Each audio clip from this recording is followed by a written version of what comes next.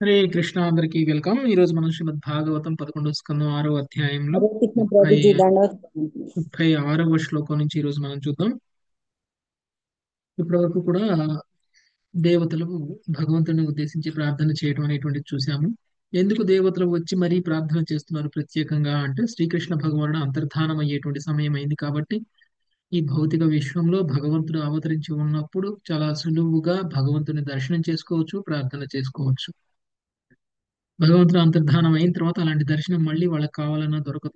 కాబట్టి భగవంతుని దర్శించుకొని ప్రార్థన చేసి దేవతలందరూ కూడా భగవంతుడిని కీర్తించి చివరికి భగవంతుడికి ధన్యవాదాలు తెలియజేశారు. ఎందుకంటే దేవతల కోరిక మీదకి భగవంతుడు అవతరించి ధర్మ సంస్థాపన చేయడం అనేటువంటిది జరిగింది. ఇక శ్రీకృష్ణ భగవానుడికి ఈ భూమి మీద ఇంకా లీలలు పరిసమాప్తి అయినటువంటి సందర్భం. ఇక తిరిగి భగవంతుడి యొక్క ధామానికి వెళ్ళడానికి ఇంకా ఎలాంటి కర్మలు మిగిలిపోలేదు, ఎలాంటి లీలలు మిగిలిపోలేదు అనేటువంటి విషయాన్ని బ్రహ్మదేవుడు తెలియజేశాడు. అలా చేసిన తర్వాత శ్రీకృష్ణ భగవానుడు కూడా మాట్లాడారు. మాట్లాడిన తర్వాత వాళ్ళతో చెప్పారు, ఇక భగవంతుడి యొక్క అంటే నా ధామానికి వెళ్ళేటువంటి సమయం ఆసన్నమైంది కాబట్టి వెళ్ళే సమయంలో నేను బ్రహ్మలోకానికి వచ్చి మిమ్మల్ని అందరినీ కలుస్తాను అనేటువంటి విషయాన్ని చెప్పారు.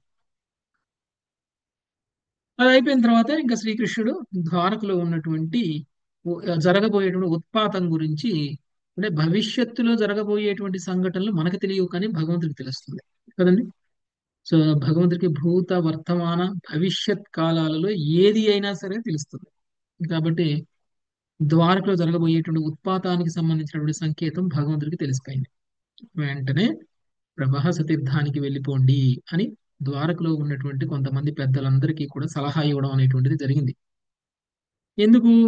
ఇక్కడుంటే మీరు బ్రతకలేరు, ద్వారకంతా కూడా మునిగిపోబోతుంది, ఉత్పాతం జరగబోతుంది. ఎవరైనా సరే ప్రాణాలు కాపాడుకోవాలి అని అనుకుంటే ద్వారకను వదిలేసి ప్రభాస తీర్థానికి వెళ్ళిపోవాలి అని ఆయన సలహా ఇవ్వడం జరిగింది. అందరూ కూడా సముద్రం మీద నుంచి పడవల మీదుగా తీరానికి చేరుకొని అక్కడి నుంచి రథాల మీద వాళ్ళు ప్రభాస తీర్థానికి వెళ్ళిపోవడం అనేటువంటిది జరిగింది. ఎందుకు భగవంతుడు వీళ్ళందరినీ కూడా ప్రభాస తీర్థానికి పంపించేశారు అని అంటే, వీళ్ళందరూ కూడా భగవంతుడి యొక్క పార్షదులు కాదు. వీళ్ళందరూ కూడా భగవంతుడి యొక్క ధామం నుంచి వచ్చినటువంటి వాళ్ళు కాదు. వీళ్ళందరూ కూడా దేవీ దేవతలు. భగవంతుడి లీలల్లో భాగం పంచుకోవడం కోసం భగవంతుడి పార్షదులతో పాటు దేవీ దేవతలు కూడా వస్తారు. లీలలు పరిసమాప్తి అయిపోయిన తర్వాత భగవద్భక్తులు, భగవంతుడి యొక్క పార్షదులు తిరిగి భగవంతుడి యొక్క ధామానికి వెళ్తారు. కానీ అర్హత లేనటువంటి వాళ్ళందరూ మళ్ళీ తిరిగి వాళ్ళ వాళ్ళ ప్రదేశాలకి వెళ్ళిపోతారు. మనందరికీ కూడా కోరికలు ఉండొచ్చు. నాకు కృష్ణుడి లీలల్లో భాగం పంచుకోవాలనుంది. ఈసారి కృష్ణుడి భూమి మీద అవతరించినప్పుడు ఆ సమయంలో నన్ను కూడా పుట్టేలా చేసి భగవంతుడి లీలల్లో భాగంగా చూసి, లేదంటే ఒక గోపికలాను, ఒక గోపబాలుడు గాను, లేకపోతే ఒక గోవు గాను, లేకపోతే ఒక వృందావనంలో చెట్టు లాగాను, బృందావనంలో ఆయనకి సహచరుడు గాను, ఏదో ఒక రకంగా నేను కూడా ఆయన లీలలో భాగం కావాలి అనేటువంటి కోరిక మనకి ప్రగాఢంగా ఉండి అందుకు మనకు గనక అర్హతను గనక సాధించినట్లయితే భగవంతుడు మనకు ఆ అవకాశాన్ని ఇస్తారు. మరి అలా అవకాశాన్ని ఇచ్చినప్పుడు ఆ లీలల్లో భాగం పంచుకున్న తర్వాత అయిపోయిన వెంటనే భగవంతుడి లీలల్లో భాగం పంచుకున్న ప్రతి ఒక్కళ్ళు భగవంతుడి యొక్క ధామానికి వెళ్ళిపోతారు. అది షార్ట్ కట్ రూటు. మనం ఏ సాధన చేసినా చెయ్యకపోయినా, సాధన చేసినా చేయకపోయినా భగవంతుడి లీలల్లో భాగం పంచుకొని భగవంతుడి యొక్క ధామానికి వెళ్ళిపోవచ్చు అని అనుకుంటే అది కూడా సాధ్యం కాదు. అలానే దేవతలు కూడా అనుకున్నారు. అందుకనే వాళ్ళందరూ కూడా తిరిగి వాళ్ళ వాళ్ళ దేవతా లోకాలకి వెళ్ళిపోవాలి. ఒకవేళ వాళ్ళు ద్వారకలో గనక మరణించినట్లయితే ఉత్పాతం కారణంగా వాళ్ళకి అర్హత ఉన్నా లేకపోయినా భగవంతుడి యొక్క ధామానికి తీసుకువెళ్ళిపోవాల్సి ఉంటుంది. ఎందుకంటే ద్వారక అంత మంచి పుణ్యక్షేత్రం, పుణ్యస్థలం, స్వయంగా భగవంతుడు ఉన్నటువంటి స్థలం కాబట్టి ద్వారకలో ఎలాంటి పాపాత్ముడు మరణించినా కానీ భగవంతుడి యొక్క ధామానికి వెళ్ళిపోతారు. మరి అలాంటి ద్వారకలో మరణించకుండగా వీళ్ళని ద్వారక బయటికి తీసుకెళ్లి మరణించేలా చేస్తే తప్ప ఈ దేవీ దేవతలు లోకపాలకులు, వీళ్ళందరూ కూడా లోకపాలకులు. ఈ లోకపాలకులు వాళ్ళ వాళ్ళ స్థానానికి వెళ్ళి మళ్ళీ తిరిగి అర్హతను సాధించేటువంటి ప్రయత్నం చేయవచ్చు. అందుకనే భగవంతుడు వీళ్ళందరినీ కూడా ప్రభాస్ తీర్థానికి వెళ్ళమని చెప్పారు. ప్రభాస్ తీర్థానికి వెళ్ళినటువంటి వీళ్ళందరూ కూడా ఏం చేశారు? అక్కడ బాగా మందు తాగి ఒకళ్ళలో ఒకళ్ళు గొడవపడి, ఒకళ్ళతో ఒకళ్ళు గొడవపడి వాళ్ళలో వాళ్ళే కొట్టుకొని స్వయం వినాశన లీల అంటారు దీన్ని. స్వవినాశన లీల అది జరిగింది. అంటే భగవంతుడు ఏర్పాటు చేశారు అలా. చివరికి వాళ్ళు అందరూ కూడా మరణించి వాళ్ళ వాళ్ళ లోకాలకి వెళ్ళిపోవడం అనేటువంటిది జరిగింది. ఈ ప్రభాస తీర్థానికి భృగు తీర్థము అనేటువంటి పేరు కూడా ఉంది. భృగు మహర్షి భగవంతుడి యొక్క వక్షస్థలం మీద తన్నడం కారణంగా ఆయన ఒక బోయవాడిగా తిరిగి జన్మించడం. భగవంతుడు వక్షస్థలం మీద భృగు మహర్షి తన్నేటువంటి పరిస్థితి కూడా భగవంతుడి లీలలో భాగమే. అలానే ఇప్పుడు అదే భృగువు జర అనేటువంటి బోయవాడిగా జన్మించి భగవంతుడి యొక్క పాదానికి బాణం వేయడం. ఆ పాదం కూడా ఆయనకి ఎర్రగా చంద్రుడిలా కనిపిస్తూ ఉంది. ఏదో క్రూర మృగం అనుకొని పాదానికి బాణం వేయడం. ఆ బాణం వేయడం ద్వారా భగవంతుడు అంతర్ధానానికి వెళ్ళే అంతర్ధానం అయ్యేటువంటి లీలలో ఆయనకి ఒక అవకాశం ఇవ్వడము అనేటువంటిది జరిగింది. ఓకే, ఈ విధంగా ప్రభాస తీర్థానికి సంబంధించినటువంటి కథ ఉంది. సో కాబట్టి ప్రభాస తీర్థానికి వీళ్ళందరూ వెళ్ళారు. మనకి భాష్యంలో ప్రభుపాద వారు చెప్పారు ప్రభాస తీర్థంలో ఏం జరిగింది అనేటువంటిది. ఓకే, సో ఇప్పుడు మనము 36వ శ్లోకాన్ని ఈరోజు చూద్దాం. రామారావు ప్రభుజీ. యత్ర స్నాత్వా దక్షశాప గృహీతో యక్షణో డురాట్. సుజాత మాతాజీ.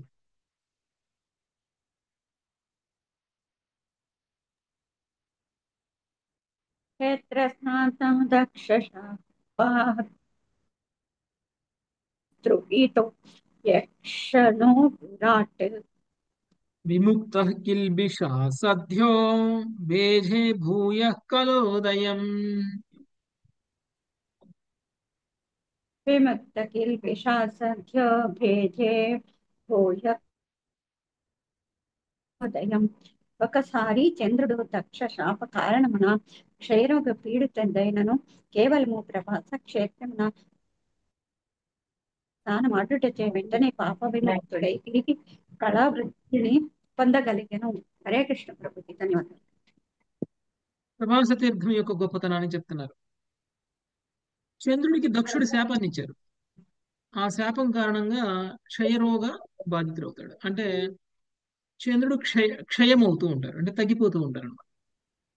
అలాంటి చంద్రుడు కూడా ప్రభాస తీర్థానికి వెళ్ళి అక్కడ ఆయన స్నానం ఆడడం వల్ల ఆయన కూడా పాప విముక్తుడయ్యాడు అనేటువంటి విషయాన్ని చెప్తున్నారు. అది ప్రభాస తీర్థం యొక్క గొప్పతనం. నెక్స్ట్ రామారావు ప్రభు. వయం చ తస్మిన్ ఆప్లుత్య తర్పయిత్వా పితృన్ ఎన్నో శ్లోకం పురాన్. ప్రభు?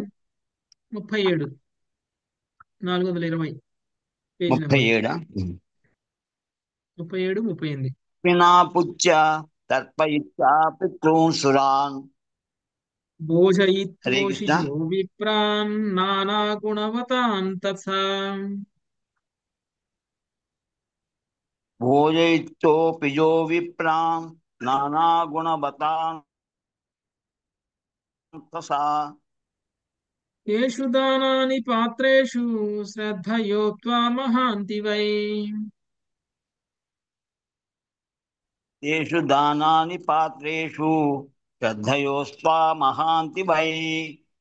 వృషినాని తరిష్యామో దానైర్నౌభిరవార్ణవం. వృజనాని తరిష్యామో దానైర్నభిరావార్ధవం. హరే కృష్ణ. ప్రభాస క్షేత్రములో స్నానం ఆడితే అక్కడ దేవతలకు పితృదేవతలకు తర్పణములు వసగడుచే పూజనీయులకు బ్రాహ్మణులకు నానా రకములకు రుచికరమైన భోజనము పెట్టుడిచే సత్ప్రాప్తులుగా వారికి భూరి దక్షిణలు మనం మనుజుడు తగిన నా ద్వారా మహాసముద్రమును దాటగలిగినట్టు ఈ దాన కార్యముల వలన ఈ ఘోరముకు ప్రమాదమునకు తప్పగలము. హరే. ప్రభాస క్షేత్రంలో స్నానం చేయడంతో అసలు దేవతలు పితృదేవతలకు తర్పణములు వసుగుటచే పూజనీయులకు బ్రాహ్మణులకు నానా రకములైనటువంటి రుచికరమైనటువంటి భోజనములను పెట్టుటచే సత్పాత్రులుగా వారికి భూరి దక్షిణలు ఇచ్చుటచే మనము మనుజుడు తగిన నావ ద్వారా మహాసముద్రమును దాటగలిగినట్లు ఈ దాన కార్యముల వలన ఈ ఘోరముకు ప్రమాదమును తప్పక దాటగలము. ఓకే, యాక్చువల్గా ఇది కొంచెం ఇంట్రెస్టింగ్. ఎందుకంటే ఎప్పుడైతే మనల్ని మనం ఉద్ధరించుకోవాలనుకున్నో ప్రభాస తీర్థం ఏదైతే ఉందో ఆ ప్రభాస తీర్థం దగ్గర కనుక మనం గనక స్నానం చేసినట్టయితే మన పాపాలన్నీ కూడా పోతాయి. చంద్రుడు లాంటి వాళ్ళకే పాపాలన్నీ పోయాయి. అక్కడ పితృదేవతలకి పిండ ప్రదానాలు చేయడము, బ్రాహ్మణులకి భోజనాలు పెట్టడము, దాన ధర్మాలు చేయటము, ఉమ్, స్నానాలు చేయడము, ఇలాంటివన్నీ కూడా ప్రభాస తీర్థం దగ్గర చేసినటువంటి వాళ్ళకి లాభం కలుగుతుంది అని చెప్తున్నారు. అది ప్రభాస తీర్థం యొక్క గొప్పతనం. పాపాలన్నీ పోతాయి. నెక్స్ట్ 39. యాక్చువల్గా మీరు అర్థం చేసుకోండి, పాపాలు పోతాయి కానీ గుర్తుంచుకోవాల్సింది అంటే పాపాలు పోతే ఏమవుతుందండి మళ్ళీ మనకి ఇంతకు ముందు ఉన్నటువంటి ఇప్పుడు యాక్చువల్గా చూస్తే దేవతలందరూ కూడా యదువంశంలో జన్మించారు. యదువంశంలో జన్మించినటువంటి వాళ్ళు కూడా కొన్ని తప్పులు చేశారు, కొన్ని పాపాలు చేశారు. ఓకే. యదువంశంలో జన్మించి పాపాలు ఎందుకు చేశారు అని అంటే కృష్ణుడు అండ చూసుకొని చేశారు. కృష్ణుడి అండ చూసుకొని ఏదైనా చేయొచ్చు అని అనుకుంటే అది పొరపాటు. కృష్ణుడి రక్షణ ఉండిపోతుంది, మనకి ఏం కాదు, మనల్ని కృష్ణుడి ధామానికి వెళ్ళిపోవచ్చు, మనం కృష్ణుడి పక్కన ఉన్నాం, కృష్ణుడికి చాలా క్లోజ్, ఇంకా మనల్ని కృష్ణుడు ఎక్కడ పంపిస్తాడు, మనకి మళ్ళీ భూలోకంలోకి ఎందుకు పంపిస్తాడు, కృష్ణుడి లీలల్లో భాగం పంచుకున్నాం అంటేనే మనంత గొప్పవాళ్ళు లేరు అని అనుకునేటువంటి స్థాయి కొంతమందికి ఉంటుంది. నిజానికి కృష్ణుడిని దర్శనం చేసుకోవడం లేకపోతే కృష్ణుడి యొక్క లీలల్లో భాగం పంచుకున్నంత మాత్రాన మనం కృష్ణుడి యొక్క ధామానికి వెళ్ళిపోయి అర్హతను సాధించామనుకుంటే అది మూర్ఖత్వం. మనల్ని మనం శుద్ధి చేసుకోవాలి, మనల్ని మనం పవిత్రం చేసుకోవాలి, మనలో ఉన్నటువంటి కల్మషాలన్నీ పోవాలి, మనలో ఉన్నటువంటి పాపాలన్నీ కడిగేయబడాలి. అలా అని మళ్ళీ పాప ప్రవృత్తి కూడా పోవాలి. పాపాలు కడిగేసుకున్నంత మాత్రాన ముక్తి వచ్చేది. పాపాల యొక్క ప్రవృత్తిని పోగొడితే వస్తుంది. ఎప్పుడు పాపాల ప్రవృత్తి పోతుంది? ఇంతకుముందు మనం చెప్పుకున్నాం, భగవంతుని యొక్క లీలలని శ్రవణం చేయడం ద్వారా, భగవంతుని యొక్క నామాన్ని కీర్తించడం ద్వారా మనకి పాప ప్రవృత్తి పోతుంది. అలా ఇక్కడ దేవతలందరూ ప్రభాస తీర్థంలో స్నానం చేయడం వల్ల వాళ్ళ పాపాలను పోగొట్టుకుంటున్నారు తప్ప భగవంతుడి యొక్క ధామానికి వెళ్ళేటువంటి అర్హతను అయితే సాధించట్ల. కాబట్టి ఇక్కడ మనం అది అర్థం చేసుకోవాలి. నెక్స్ట్ 39వ శ్లోకం రమ్యామాత. శ్రీశుక ఉవాచ. హరే కృష్ణ శ్రీ ఏవం భగవతాధిష్టా యాదవ కురునందన. ఏవం భగవతా యాదవ కురునందన గంతుం కృతధియస్తీర్థం స్యంతనాం సమయూయుజన్. గంతుం కృతీర్థం స్కందనాన్ సమయుయజన్. సుఖదేవ గోస్వామి పలికెను, ఓ కురునందనుడా, ఆ విధముగా దేవదేవునిచే ఆదేశితులైన యాదవులు ప్రభాస క్షేత్ర తమ రథములను గుర్రములు బూంచిరి. Hare Krishna. Thank you. So భగవంతుడితో ఆదేశింపబడినటువంటి వాళ్ళు వాళ్ళ రథాలను తీసుకుని ప్రవాస తీర్థానికి వెళ్ళడానికి బయలుదేరారు.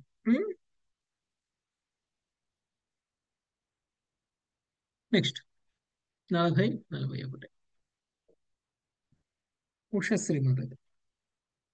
తన్నిరీక్షోద్ధవో రాజన్ శ్రుత్వా భగవతోదితం. తన్నిరీక్షోద్ధవో రాజన్ శ్రుత్వా భగవతోదితం. దృష్ట్వారిష్టాని ఘోరాని నిత్యం కృష్ణమనువ్రతః. దృష్ట్వారిష్టాని ఘోరాణి నిత్యం కృష్ణమనువ్రతః. వివక్త ఉపసంగమ్య జగతామీశ్వరేశ్వరం. వివిక్త ఉపసంగమ్య జగతామీశ్వరేశ్వరం. ప్రణమ్య శిరసా పాదౌ ప్రాంజలిస్తమభాషత. ప్రణమ్య శిరసా పాదౌ. ప్రభుపాదుల వారి భావము. రాజా, ఉద్ధవుడు శ్రీకృష్ణునికి నిత్య అనుయాయి. యాదవుల యొక్క ఆసన్న నిష్క్రమణం వారి వలన విని ఘోరమైన అపశకునములను దర్శించి అతడు ఏకాంత ప్రదేశములో శ్రీకృష్ణ భగవానుని సమీపించెను. చెంత శిరమును వంచి నమస్కరించిన వాడే చేతులు జోడ్చి వందనము గావించి అతడు ఇట్లు పలికెను. ప్రభుపాద స్వామి వారి అభిప్రాయం అనుసరించి భగవంతుని స్వధామములో నిజముగా ఉత్పాతములు జరిగే అవకాశమే లేదు. ద్వారకలో బాహ్యమున లీలార్థము భగవంతునిచే రచితమైన బాహ్య ప్రదర్శనము మాత్రమే. కేవలము ప్రామాణికులకు ఆచార్యుల ముఖతః వినుట ద్వారానే మనలను ఎరుగగలము. శ్రీకృష్ణ భగవానుడు ఎవరో చారిత్రక పురుషుడు కాదు. అతని కార్యములు భౌతిక తర్క పద్ధతిలో ఉన్నట్టివి కావు. శ్రీకృష్ణ లీలలు అతని అచింత్య శక్తి ప్రదర్శనమే అయి ఉన్నవి. అట్టి అచింత్య శక్తి మహోన్నతమైన ఆధ్యాత్మిక నియమములను అనుసరించి పనిచేయును. అట్టి నియమములు లకు వారి తుచ్చమైన లౌకిక తర్కమునకు తెలియరానట్టివి. హరే కృష్ణ ప్రభుజీ, ధన్యవాదాలు. హరే కృష్ణ. ద్వారకావాసులందరికీ శ్రీకృష్ణ భగవానుడు ఇచ్చినటువంటి ఉపదేశాన్ని వాళ్ళ ద్వారా ఉద్ధవుడు తెలుసుకున్నాడు. ఉద్ధవుడికి తెలిసింది శ్రీకృష్ణ భగవానుడు ఇలాంటి ఇన్స్ట్రక్షన్ ఇచ్చారు. ద్వారకలో ఉత్పాతం రాబోతుంది, ద్వారకావాసులందరూ కూడా ద్వారక వదిలేసి వెళ్ళిపోవాలి అని. ఇది తెలుసుకున్నటువంటి ఉద్ధవుడు ఒకసారిగా కంగారు పడ్డాడు. ద్వారక ఉత్పాతం రావడం ఏంటి? ద్వారకలో శ్రీకృష్ణ భగవానుడు ఉంటాడు, శ్రీకృష్ణ భగవానుడు ఉన్న చోట ఇలాంటి ఉత్పాతాలు రావడం ఏంటి అనేటువంటిది ఒక ఆలోచన. రెండోది, స్వయంగా భగవంతుడే ఆదేశించారు అని అంటే తప్పకుండా ఏదో జరగబోతుంది. అందుకనే అపశకునాలన్నీ కూడా ఆయనకి అర్థమవుతున్నాయి. మనకి రాబోయేటువంటి ఉత్పాతానికంటే ముందే మనకి ఆ ఉత్పాతం రాబోతుంది అని కొన్ని శకునాలు వస్తాయి మనకి. ఓకే, కొన్ని అపశకునాలన్నీ ఉంటాయి. అవన్నీ యాక్చువల్గా మీరు చూస్తే శ్రీకృష్ణ భగవానుడు అంతర్ధానానికంటే ముందు ధర్మరాజుకు కూడా కొన్ని శకునాలు తెలిసాయి కదండి. మనం మొదటి స్కందం చదువుకున్నట్టయితే ధర్మరాజుకి కొన్ని అపశకునాలన్నీ కొన్ని అపశకునాలన్నీ కూడా మనకి తెలియజేయడం జరిగింది. ఆయన అకాల వర్షాలు కురవడం, ఆ లేకపోతే పంటలు ఎండిపోవడం, పశువులు చనిపోవడం, ఆడవాళ్ళు ధర్మాన్ని కోల్పోయి అధర్మయుతంగా ఉండడం, ఇలాంటివన్నీ కూడా దొంగతనాలు జరగడం, ఇలాంటివన్నీ చూస్తే ఒక్కసారి అపశకునాల్లా కనిపించే ఏంటి ఇలా జరుగుతుంది అని. ఆ సమయంలోనే శ్రీకృష్ణ భగవానుడు అంతర్ధానం అయ్యారు.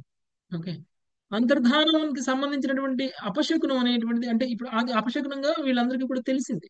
అలానే ఇప్పుడు కూడా భగవంతుడు చెప్పినటువంటి పని జరగబోతుంది అని చెప్పడానికి కావాల్సినటువంటి అపశకునాలన్నీ కూడా ఇప్పుడు ఉద్ధవుడికి కూడా కనిపిస్తున్నాయి.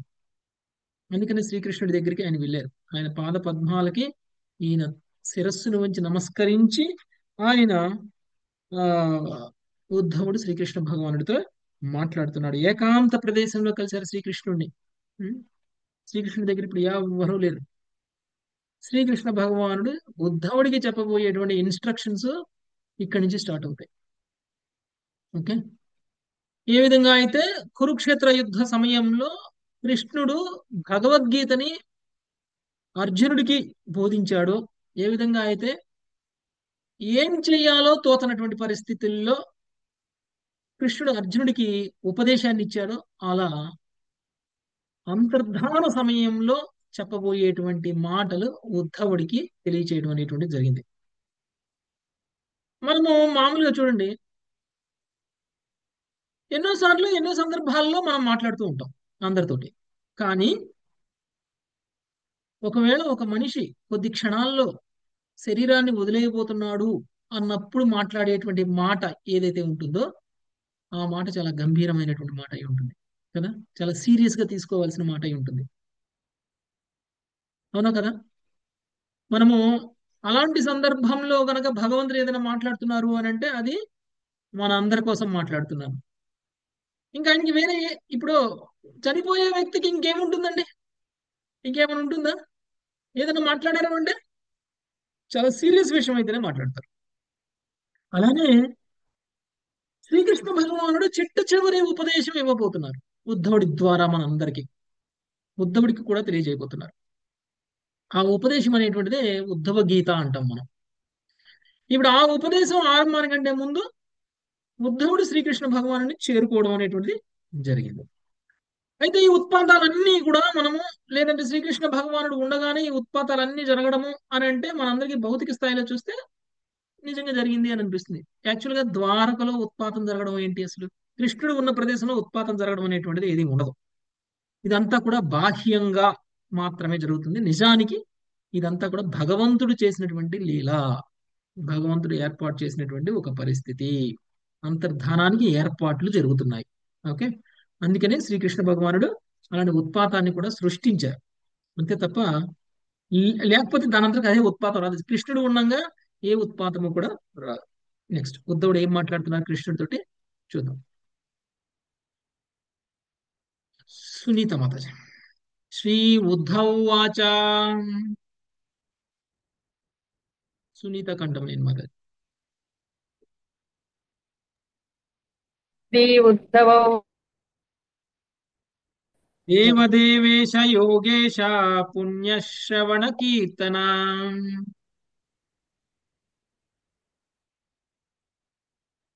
దేవదేవేశ యోగేశ పుణ్యశ్రవణ కీర్తన. సంహృత్యైతత్కులం నూనం లోకం నంత్యక్షతే భవాన్. సంహృత్యైతత్కులం నూనం లో భవాన్. విప్రశాపం సమర్థోపి ప్రత్యహాన్నాయదీశ్వరః.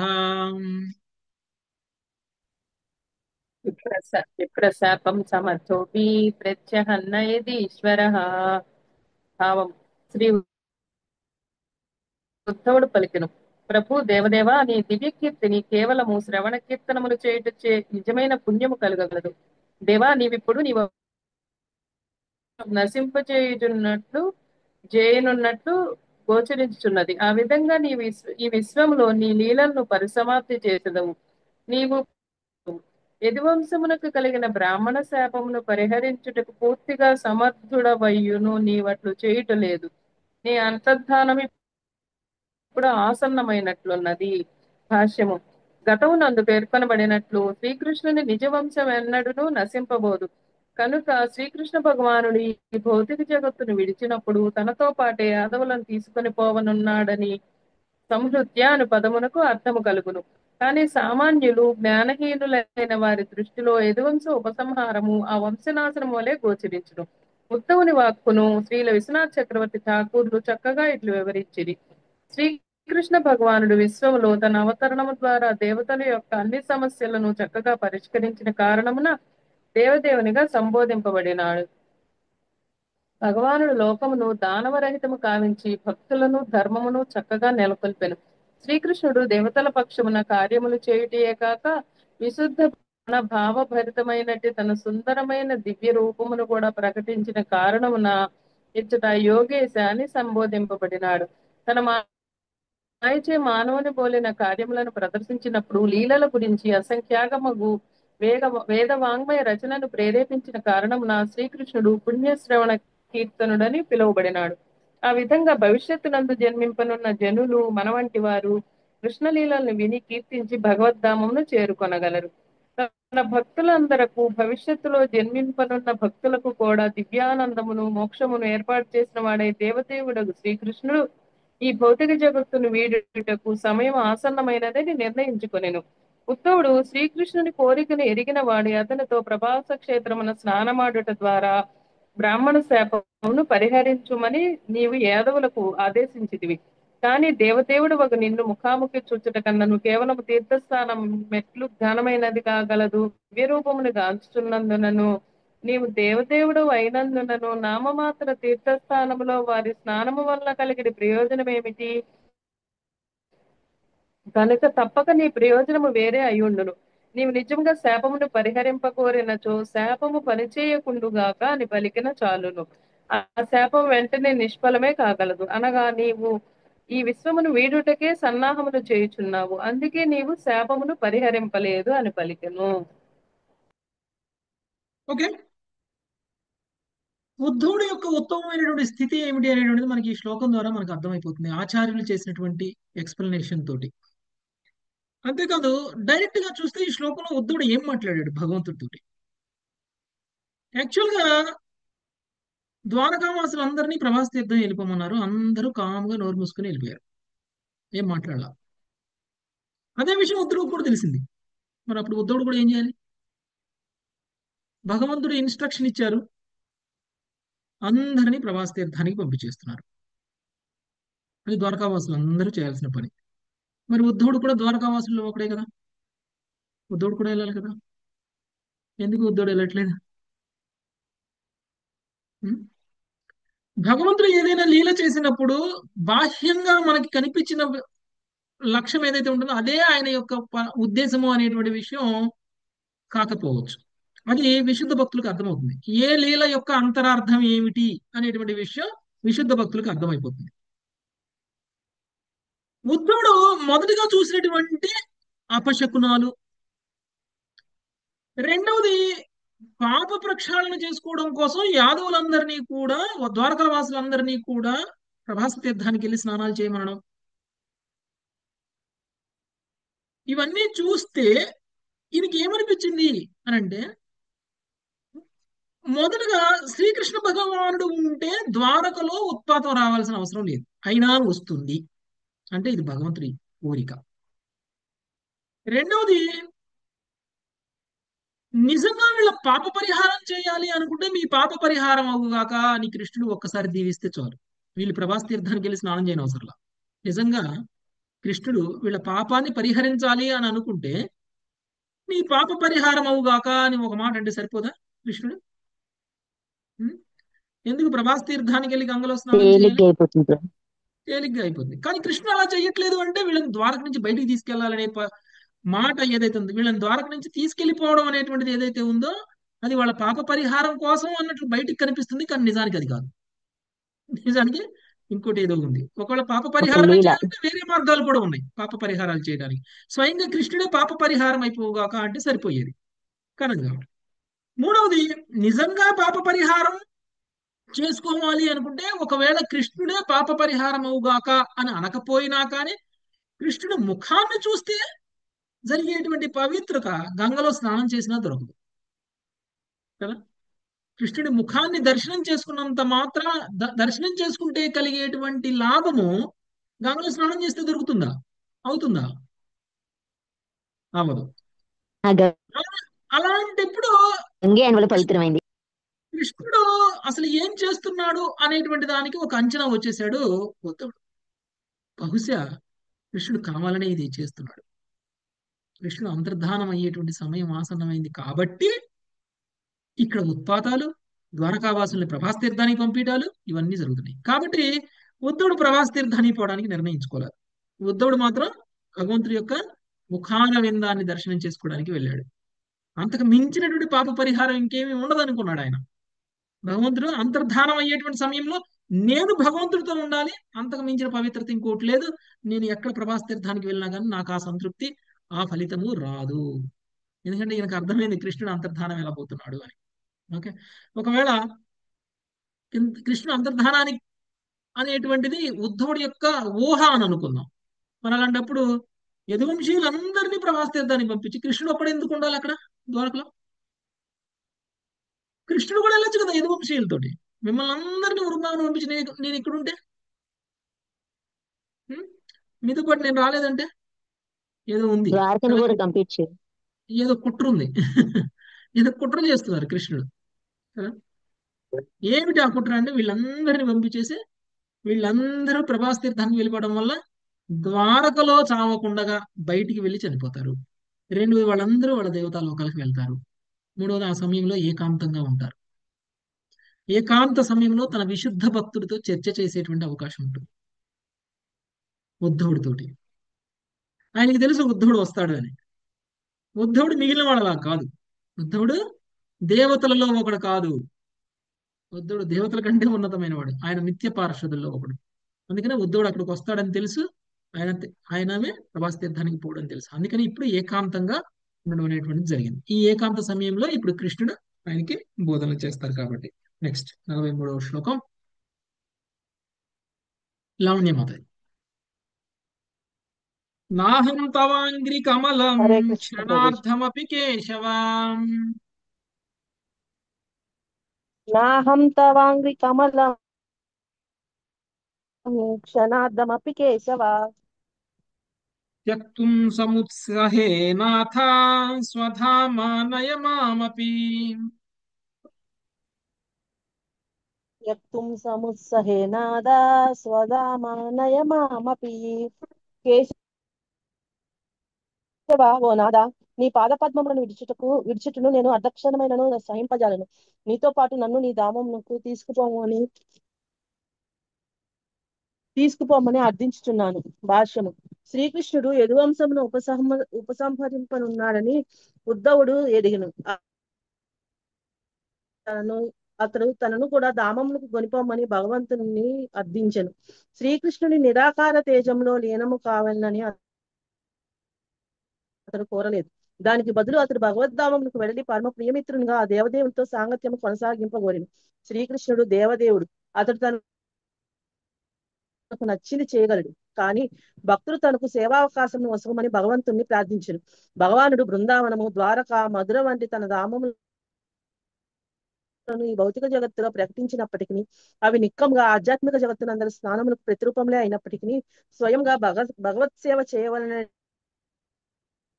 కోరికతో ఉప్పొంగడి మహాభక్తులు భగవానుని మూల ఆధ్యాత్మిక లోకమునికే పోకూడదు. శ్రీమద్ భాగవతం నందరి తృతీయ స్కందంలోనే కపిల భగవాను చే తెలపబడినట్లు విశుద్ధ భక్తులకు ముక్తి వాంఛ ఉండదు. సేవ చేయవలనే ఉత్సాహంతో వారు భగవంతుణ్ణి తమ ఎదుట ప్రత్యక్షమగుమని అర్థింతురు. రాధాకృష్ణుని సేవించవలననే గాఢమగు కోరికతో షడ్గోస్వాములు బృందావనంలో వారి పేర్లను పిలుచుచు అన్వేషించుచుండిది. అట్లే ఉద్ధవుని అర్థించుచున్నాడు. తద్వారా అతడు చేసిన భగవత్ పాద పద్మసేవలో క్షణమైనను అంతరాయము కలగబోదు. శ్రీకృష్ణుడు నెలకొన్న సాధారణ జీవుడనియు, అందువలనే అతడు బ్రాహ్మణ శాపం నుండి తన వంశంను కాపాడజాలకపోయిననియు అపరిపక్వులకు బద్ధజీవులు తలుతురని శ్రీల భక్తి సిద్ధాంత సరస్వతి ఠాకూర్లు పేర్కొన్నది. అట్టి దురదృష్టవంతులను ఉద్ధవుని మాట సరిదిద్దగలదు. పుణ్యాత్ములకు జీవులకు బ్రాహ్మణ జన్మను ఒసిగినది పిదప తమ వంశమును శపించగలిగే శక్తిని వారికి ఒసిగినది స్వయంగా శ్రీకృష్ణుడే. ఆ శాపమును పరిహరించే శక్తి కలవాడయ్యను. తొట్టతొదకు అతడు దానిని స్వయంగా యథారీతిని నిలిపెను. కనుక ఆది మధ్యాంతములందు ప్రత్యక్షంగా పరోక్షంగా భూత భవిష్యత్ వర్తమానము దేవదేవుడు మోహము గాని అసక్తత గాని కించిన్ మాత్రమైనను అతనిని తాకజాలదు. హరే కృష్ణ ప్రభుజీ, ధన్యవాదాలు. ఓకే, ఉద్ధవుడు ఎవరు అని అంటే శ్రీకృష్ణ భగవానుడి యొక్క నిత్య పార్షదు, భగవంతుడి యొక్క నిత్య సేవకుడు, భగవంతుడి యొక్క నిత్య సహచరుడు. భగవంతుడికి సంబంధించినటువంటి తత్వం విషయంలో ఉద్ధవుడి కంటే ఎక్కువ ఎవరికైనా తెలుస్తుందా?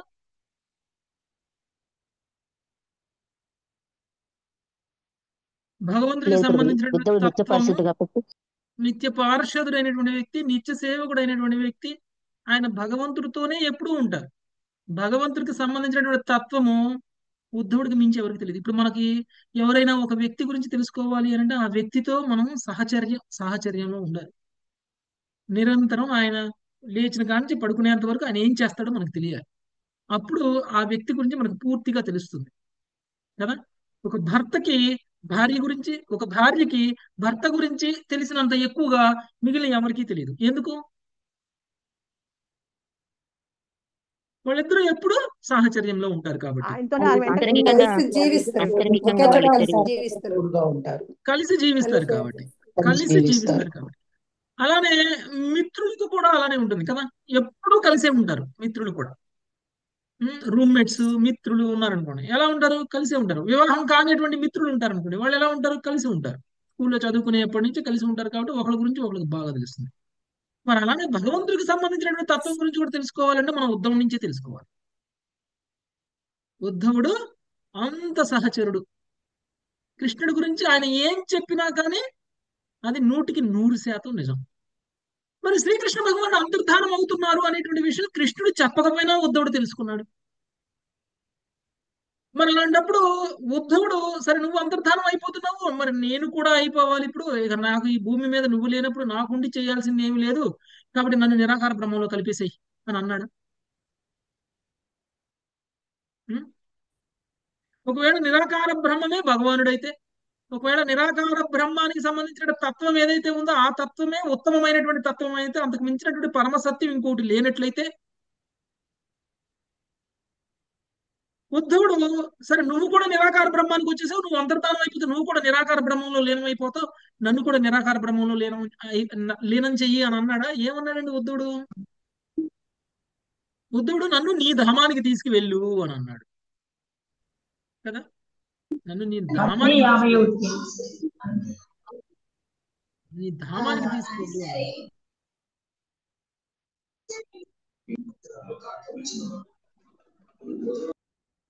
ఓకే, నన్ను నీ ధామానికి తీసుకువెళ్ళు అని అంటున్నారు. అంటే ఏంటి? ఉద్ధవుడి దృష్టిలో ధామానికి వెళ్ళడం అంటే ఏంటి? ఉద్ధవుడు చెప్తున్నాడు భగవంతుడు తన ధామంలో ఉంటారు, భగవంతుడు స్వస్వరూపంతో ధామంలో ఉంటారు.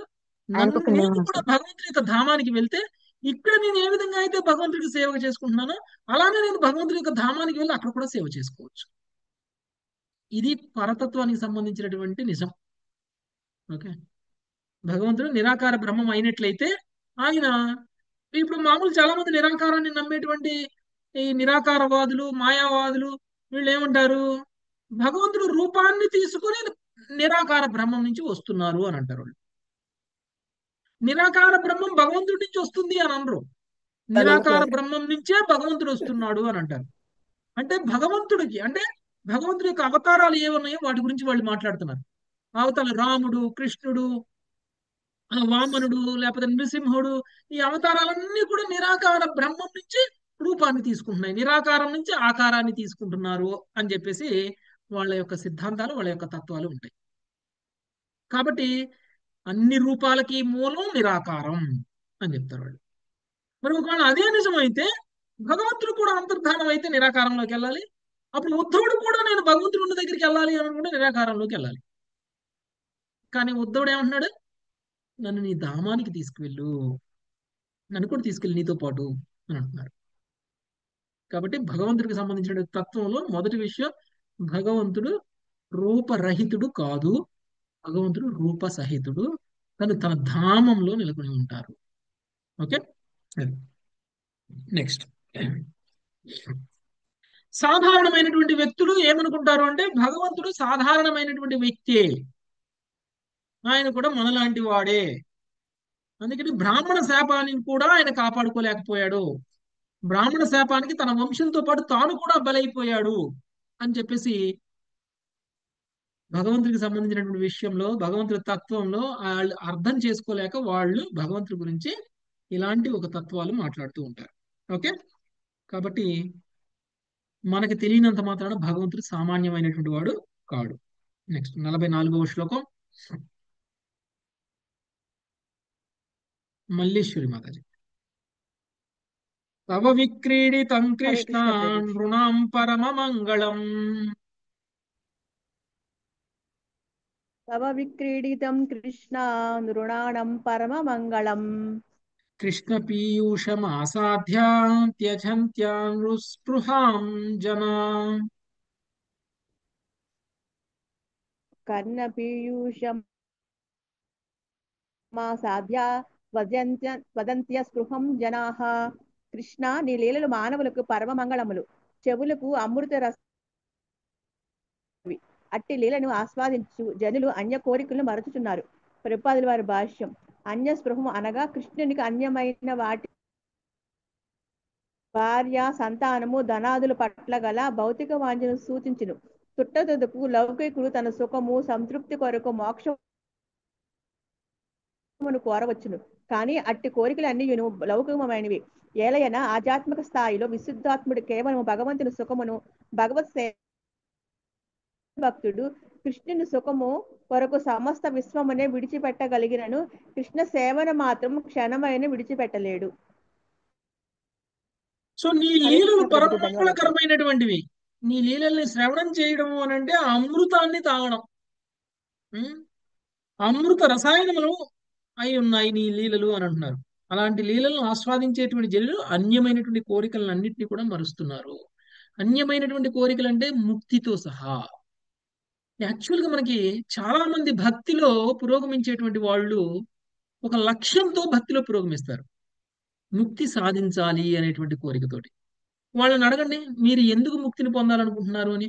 పోనీ మీలోనే ఒకళ్ళని అడుగుతా, ఎందుకు మీరు ముక్తిని పొందాలి అని అనుకుంటున్నారు? ఉషశ్రీ మాతాజీ మీరు చెప్పండి, ఎందుకు మీకు ముక్తి కావాలి?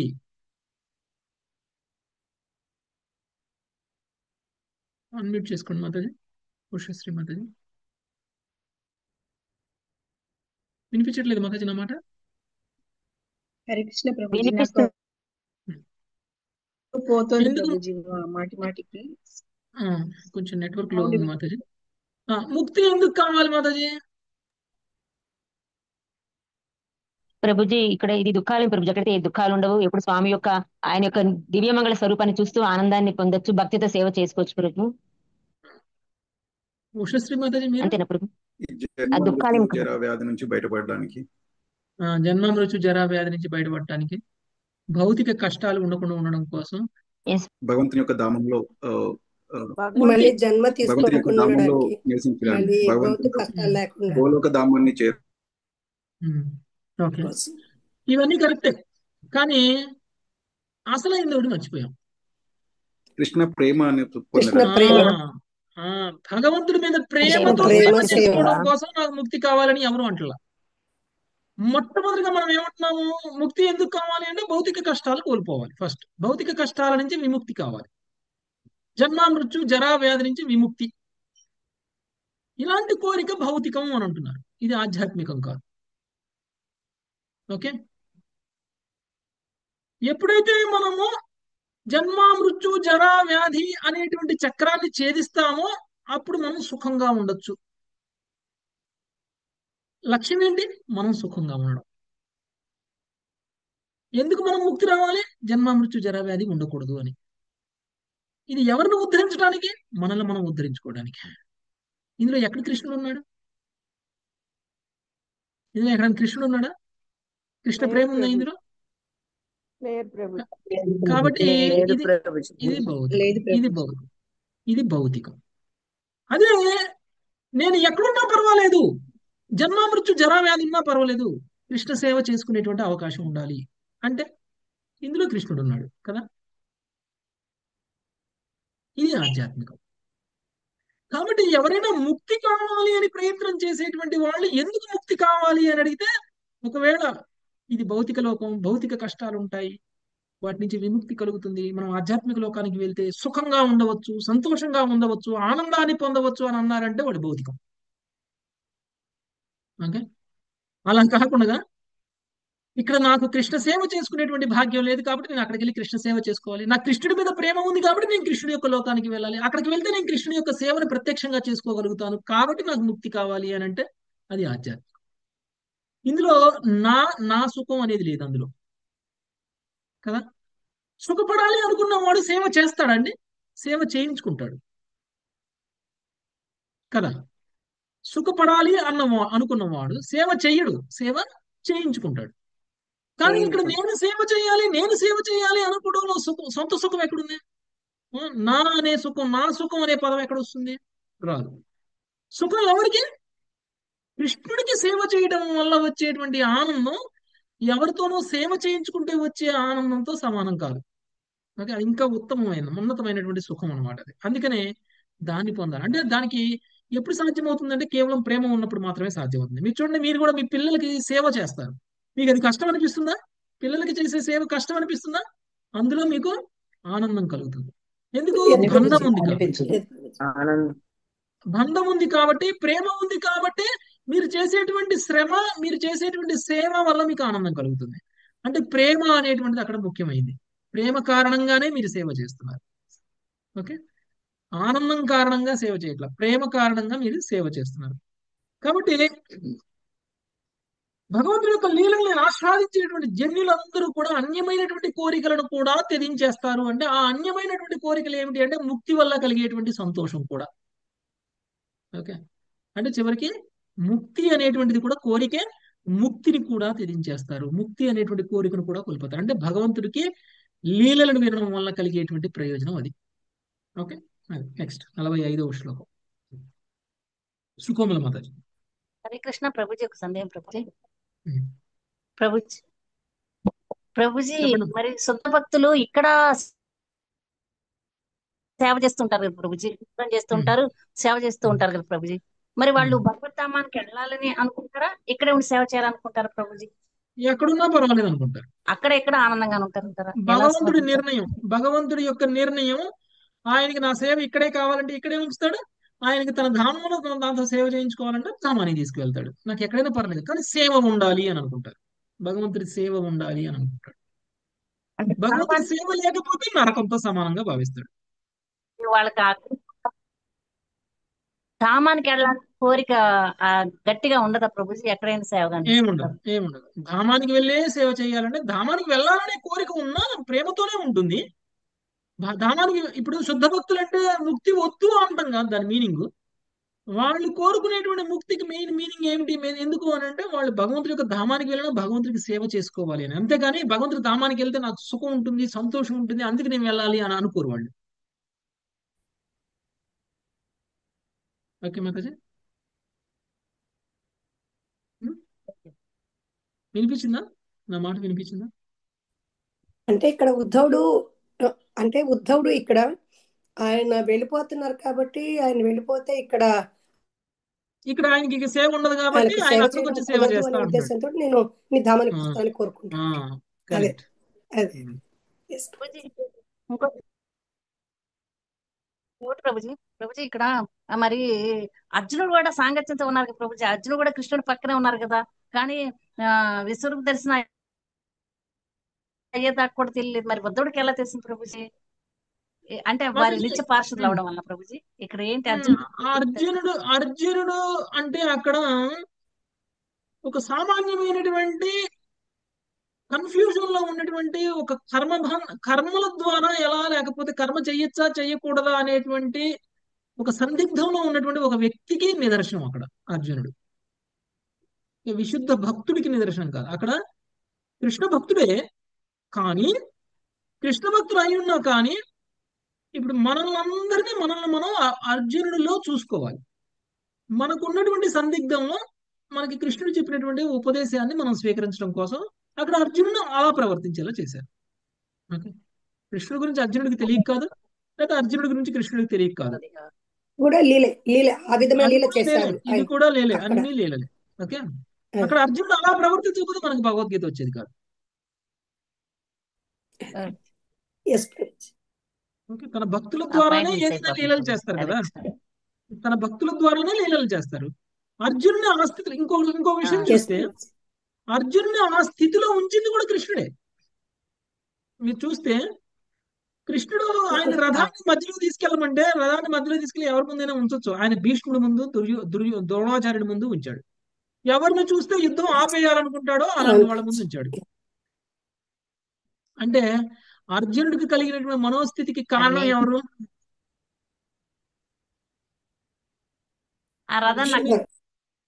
అర్జునుడికి కలిగిన మనోస్థితికి కారణం కృష్ణుడే. నిలబెట్టకపోతే అంత ఉండేది కాదు కదా. సో అర్జునుడికి అలాంటి పరిస్థితిని కలిగించి కృష్ణుడు భగవద్గీత చెప్పాడు. అంటే కృష్ణుడు భగవద్గీత చెప్పడానికి అర్జునుడిని ఎలాంటి మూర్ఖుని చేయాలో అలాంటి మూర్ఖుని చేసేసాడు. ఓకే ఓకే మాతాజీ, భగవంతుడు వీటన్నింటికి భక్తుల్నే ఉపయోగించుకుంటాడు.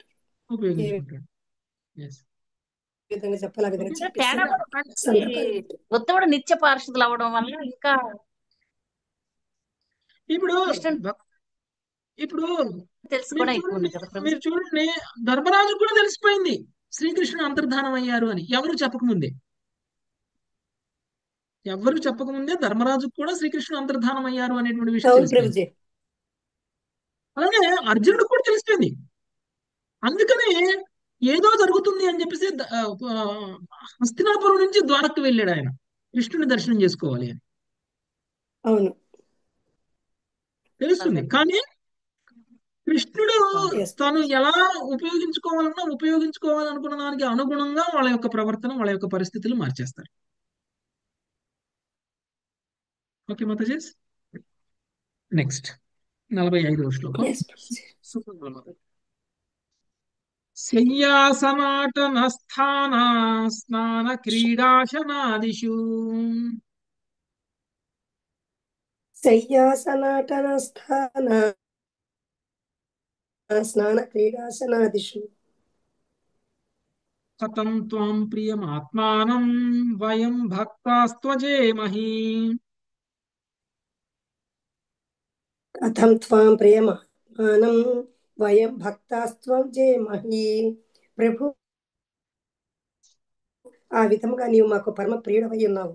మేము నీ భక్తులము అయినచో క్షణమైన మేము ఎట్లు నిన్ను విడవగలము, లేదా నీవు లేకుండా జీవించగలము. పరుండినప్పుడు, కూర్చున్నప్పుడు, నడుచున్నప్పుడు, నిలిచినప్పుడు, స్నానమాడినప్పుడు, క్రీడించినప్పుడు, భుజించినప్పుడు, లేదా ఇతర కార్యములు చేయనప్పుడు మేము నిరంతరం నీ సేవ నిమగ్నమై ఉన్నాము. ప్రభుపాద వారి భాష్యం: మనుషుడు నిరంతరం కృష్ణ సేవలో నియుక్తుడై ఉండవలెను. కృష్ణుని గురించిన శ్రవణం ద్వారా, కృష్ణ సేవ ద్వారా మనం అతనికి అన్యముగా భోగించిన మోహపూర్వకమగు యత్నమును విడవలగలను. అట్టి శ్రవణమును సేవను మనం ఉపేక్షించినచో భగవాన్ మాయచే మన చిత్తం భ్రమితములను ప్రపంచమును కృష్ణునికి అన్యమైనదిగా చూడట వలన అది మన ఇంద్రియ భోగార్థమే ఉద్దేశింపబడిన స్థానమని తలచగలము. ఇటువంటి అజ్ఞానం జీవనం కేవలము కష్టంనే కలిగించగలదు. హరే కృష్ణ. ప్రభుజీ చక్కగా చెప్పారు. ఓకే, నీవు పరమాత్ముడు. ఆ విధముగా నీవు మాకు పరమ ప్రియుడవై ఉన్నావు. మేము నీ భక్తులము అయినచో క్షణమైన మీ మెట్లు నిన్ను విడవగలము, లేదా నీవు లేకుండా జీవించగలము. పరుండునప్పుడు, కూర్చుండునప్పుడు, నడుచున్నప్పుడు, నిలిచినప్పుడు, స్నానం ఆడినప్పుడు, క్రీడించినప్పుడు, భుజించినప్పుడు, లేదా ఈ కార్యములను చేయనప్పుడు మేము నిరంతరము నీ సేవ యందే నిమగ్నమై ఉన్నాము. అంటే నిజంగా కృష్ణ చైతన్యంలో ఒక వ్యక్తి ఉండడం ఎలా అనేటువంటిది ఉద్ధవుడు చెప్పిన దాన్ని బట్టి మనకు తెలుస్తుంది కదండి. ఒక వ్యక్తి నిజంగా కృష్ణ చైతన్యంలో ఉన్నాడా లేదా అని తెలుసుకోవాలంటే ఆయన ఏ పని చేసినా కృష్ణుడు గుర్తు రావాలి. పడుకున్నా, నిద్రపోయినా, లేచినా, స్నానం ఆడినా, ఏం చేసినా, ఆడుకున్నా, ఆడుకోకపోయినా, ఈ పనులన్నీ ఏమి చేయకుండా కూర్చున్నా కానీ కృష్ణుడు గుర్తు రావాలి. అది నిజమైన కృష్ణ సేవ అంటే. ఇలా నిరంతరం నీ సేవలో నిమగ్నమై ఉన్నటువంటి వాళ్ళం నువ్వు అంతర్ధానం అయిపోతే మేమేమైపోతాం? మేము ఎలా ఉండగలుగుతాం కదండి. ఒక భర్తకి సేవ చేసిన భార్య భర్త శరీరాన్ని వదిలేసి వెళ్ళిపోగానే భార్య ఉండలేస్తుందండి. ఎంత బాధపడుతుంది? కొంతకాలం దాకా దాన్ని ఆ నిజాన్ని అంగీకరించడానికే కొన్ని సంవత్సరాల సమయం పడుతుంది. ఇంక అంటే అంత అలవాటు పడిపోతుంది అన్నమాట. సేవ చేయడం అనేటువంటి అంత అలవాటు పడిపోతుంది.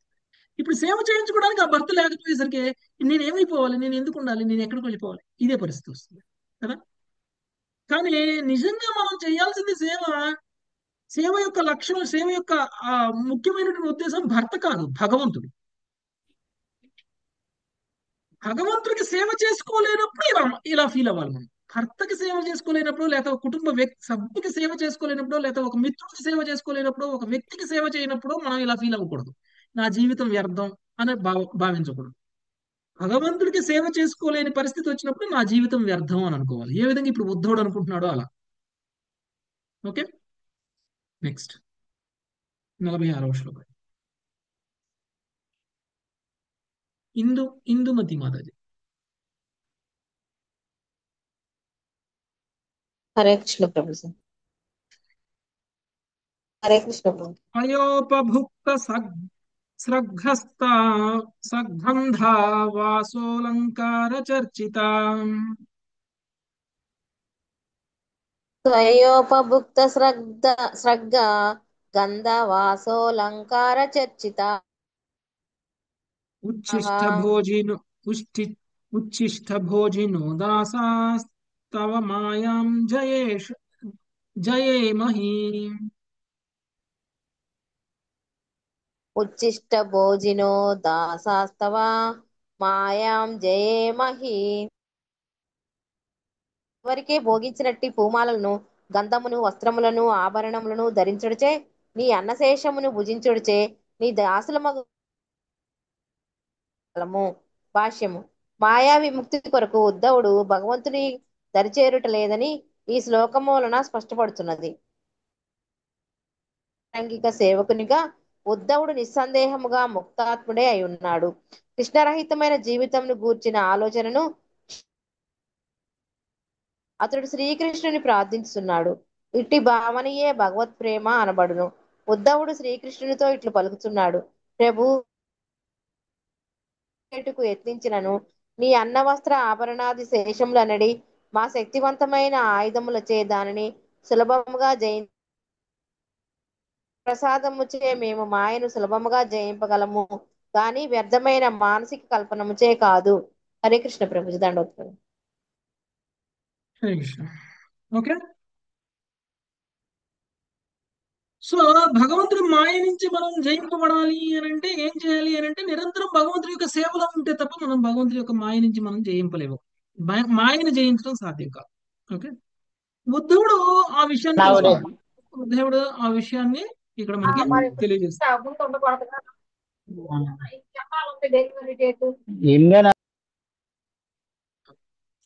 సో ఉద్ధవుడు ఏమంటున్నారు, నీవు అదివరకే భోగించినటువంటి పువ్వుమాలను అంటే భగవంతుడికి అర్పించిన పువ్వుల్ని మనం ఏం చేస్తామండి, స్మెల్ చూస్తామా, వాసన మనం వాసన చూస్తామా? మనం భగవంతుడికి పువ్వులు అర్పించిన తర్వాత ఇస్కాన్ టెంపుల్ లో చూసారా, భగవంతుడికి పూలు అర్పించిన తర్వాత ఆ పూలన్నీ మనకు పంపిస్తారు వాసన చూడటానికి కదా. తర్వాత గంధమును వస్త్రములను ఆభరణములను ధరించుటచే నీ అన్నశేషమును భుజించుటచే నీ దాసులమైనటువంటి మేము మాయ నుంచి విముక్తులమవుతున్నాం, మాయను జయించగలుగుతున్నాము అన్నారు. అంటే మనం మాయను జయించాలి అంటే భగవంతుడికి సేవకుడు అవ్వాలి. భగవంతుడి యొక్క ఉచ్చిష్టం అంటే ప్రసాదాన్ని మాత్రమే స్వీకరించాలి. అప్పుడు మాత్రమే అది సాధ్యమవుతుంది. సో భగవంతుడి యొక్క ఆంతరంగిక సేవకులుగా ఉండాలి మనం ఉద్ధవుడిలాగా. ఓకే, అనునిత్యం భగవంతుడే స్మరణలోనే ఉన్నాడు ఉద్ధవుడు. నెక్స్ట్ ఆపుదామా మాతాజీ, ఇంకా 4 శ్లోకాలు ఉన్నాయి, రేపు చదువుకుందాం. సో 7వ అధ్యాయం నుంచి ఇక ఉద్ధవ గీత స్టార్ట్ అవుతుంది. థ్యాంక్ యూ వెరీ మచ్ మాతాజీ. హరే కృష్ణ. వాంఛాకల్పతరుభ్యశ్చ కృపా సింధుభ్యైవ చ పతితానాం పావనేభ్యో వైష్ణవేభ్యో నమో నమః. హరే హరే, హరే రామ హరే రామ రామ రామ హరే రామ హరే రామ రామ రామ హరే హరే.